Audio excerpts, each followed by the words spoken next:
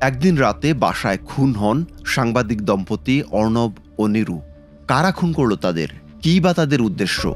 সেই সাংবাদিক দম্পতির মৃত্যু রহস্য নিয়ে রায়হান রাফি বানিয়েছেন ওয়েব ফিল্ম অমীমাংসিত। শুটিং শেষ হলেও অনেক দিন ধরেই আটকে আছে সিনেমাটি। অবশেষে শেষ হচ্ছে প্রতীক্ষা।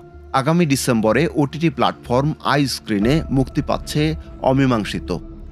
সিনেমাটি মুক্তি পাওয়ার কথা ছিল গত বছরের ২৯ ফেব্রুয়ারি। তবে তৎকালীন সেন্সর বোর্ডের আপত্তির মুখে মুক্তি আটকে যায়। অবশেষে জট খুলতে যাচ্ছে রহস্যের। জানা গেছে সব ঠিক থাকলে আগামী ৪ ডিসেম্বর ওটিটিতে দেখা যাবে অমীমাংসিত। সিনেমার দুই কেন্দ্রীয় চরিত্রে অভিনয় করেছেন ইমতিয়াজ বর্ষণ ও তানজিকা আমিন। শুটিং শুরুর পর জানা গিয়েছিল অমীমাংসিত তৈরি হচ্ছে সাংবাদিক দম্পতি হত্যার গল্প নিয়ে।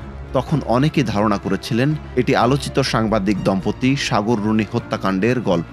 টিজার প্রকাশের পর সেই ধারণা আরও স্পষ্ট হয়। ৪০ সেকেন্ডের টিজারে হত্যাকাণ্ডের বিষয়ে কিছু গুরুত্বপূর্ণ তথ্য লিখিত সংলাপ আকারে তুলে ধরা হয়েছে।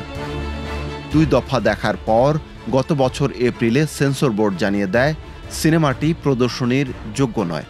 গত বছর আওয়ামী লীগ সরকারের পতনের পর সেন্সর বোর্ড বিলুপ্ত করে গঠন করা হয় চলচ্চিত্র সার্টিফিকেশন বোর্ড।